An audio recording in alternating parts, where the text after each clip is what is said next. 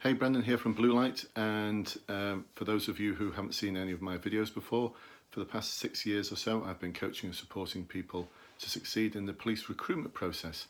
So probably a good 3,000 police officers are in the job now as a result of my help and support, something I'm really pleased about. So in this video I'm going to talk about something which I think is quite an interesting development within the service. I'm not going to say whether it's bad or it's good. It's just happening, and I welcome your thoughts on it. So as a result of my clients being spread all over the country, they often tell me what's going on in the recruitment process for their force. And a lot of forces hold positive action days for those individuals who identify themselves as black, minority, ethnic, or gay, lesbian, or other forms of minority. And I think this is perfectly acceptable and right to do, because the police service needs to better balance out its representation to ensure that it reflects the communities that it should be a part of. But where does this cross the line? So I often hear about, for example, one force had a positive action workshop for the final interview recently, and they pretty much told my client what the questions were going to be at the final interview. So I'm not sure about that. I'm not sure whether that's helpful or not. I'm not sure whether that crosses the line into something called positive discrimination. Other forces have been handing out the marking guides for the assessment centre. Now, I have been told by the College of Policing that they're not necessarily the marking guides for the assessment centre, but then the marking guides for practice, interview and role play sessions that they may want to run for their BME candidates.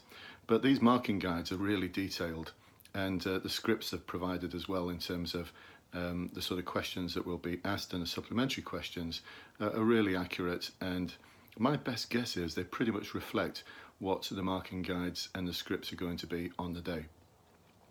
Other forces have been running similar sessions and have been telling their candidates the sort of questions they should be preparing for the assessment centre, as well as the types of scenarios that they may get in the role plays. So as a result of this, I'm pretty convinced now that I know exactly what the 4 questions are for the motivation and values part of the police assessment centre. I sort of triangulated it from different forces and the information that they provide, mostly verbally. I've not seen any force actually say in writing these are the questions, but these sessions verbally, people are being told these are the sort of questions you should be preparing for. So as a result of that, I'm fairly convinced now that I know what these questions are.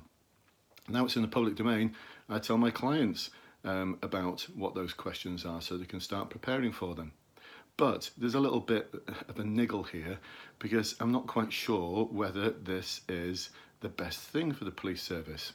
So I could coach my 10-year-old daughter to answer those questions. I could coach my 10-year-old daughter to do the role plays.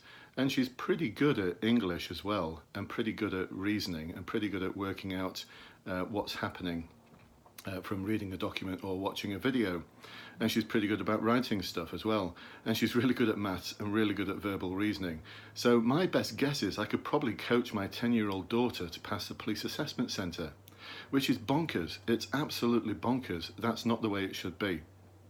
Now, I was hoping that with the Metropolitan Police, in conjunction with the College of Policing, developing a new assessment centre to replace the one that's been knocking around for over a decade now, that's clearly not fit for purpose. College of Policing have pretty much said in their evaluation it's not fit for purpose, that this game playing would stop. Sadly though, it hasn't, because this is what the Metropolitan Police are doing now. They're delivering workshops for their BME candidates for their new assessment centre, which is still not been evaluated as to make sure it's fit for purpose. Giving a really, you can see there's a big bundle there of information. That's what they get on the day. Before they get another big bundle of delegate pre-read, far more than the candidates who aren't positive action workshop delegates get. They just get a couple of paragraphs. I mean, really, I've seen it. It is just a couple of paragraphs to say this is what's going to happen at your assessment centre. So I'm really not sure about this, because within this there are rating guides. So here we see the interactive rating guides. There you go. Now you can replace the word rating guide for marking guide for the role plays. I've read these in detail. I've matched them over to the competency and values framework, and they're really accurate. Sadly though, what this enables me to do is to put together a script for my clients for any type of incident or issue that they are faced with at the assessment centre. It's not hard for me to do, because these rating guides are pretty much the marking guides, and I can't imagine them being any different or too different for the real assessment centre. So the game playing just continues. The Met Police, who have been, in my view, the biggest offenders here, because it was the Met who told a lot of my clients these are the questions you need to prepare for the old assessment centre. They're now doing very similar. There you go, there's a close-up. Doing very similar for the new assessment centre, which means once again I could coach my 10-year-old daughter to pass it, which means again it's bonkers. And they've only spent $500,000 developing this, $500,000 from the Police Innovation Fund. So I don't know, I'll leave it to you as to your thoughts on this. I always like to think I behave ethically. I will never ask any of my clients what happened at their interview or assessment centre, because invariably they sign a confidentiality agreement, and if I try to get them to do that, it'd be a breach of integrity. And I don't think it's awfully helpful to have a marking guide which is quite complex. The one that another force has given is quite complex, and I do believe it would be the actual marking guide for the assessment centre. I understand the type of language involved, but that's my world. I studied this all the way up to master's level, so I know this. I know these systems inside and out, so I understand it. But I'm not quite sure if a 19-year-old individual who's just recently completed their A-levels and has perhaps done a little bit of volunteering would understand it. And in trying to work towards that marking guide, they're only going to confuse themselves and start being exactly the opposite of what the police are after, which is their real, authentic self. They're just going to be some plastic actor reciting buzzwords from a marking guide and hoping that that's going to tick the boxes. It probably won't. So if anything, what forces are doing now, I think, is, although it may be intuitive to them, is actually fairly destructive in terms of supporting people with positive action. Actually, I'm not quite sure if it's positive action, whether they've crossed the line now into positive discrimination. I'm not going to judge them on that.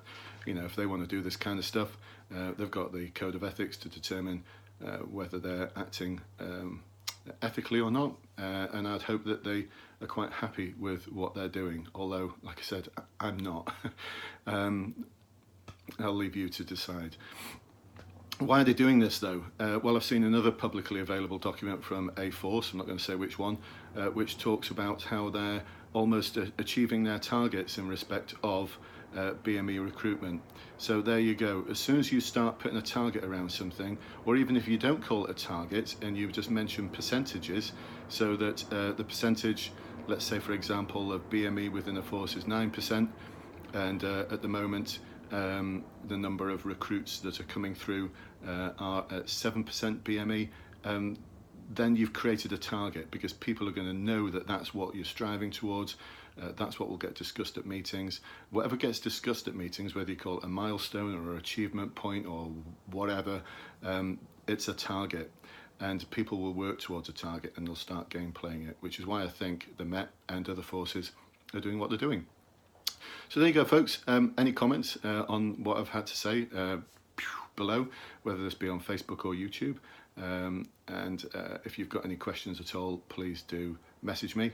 And if you'd like to join my secret Facebook group, there's almost 4,000 individuals on there now, all supporting each other and guiding each other very ethically to join the police. If you'd like to join that group, please do send me a message and I'll send you an invite. You won't be able to find it on Facebook because it's one of their secret groups.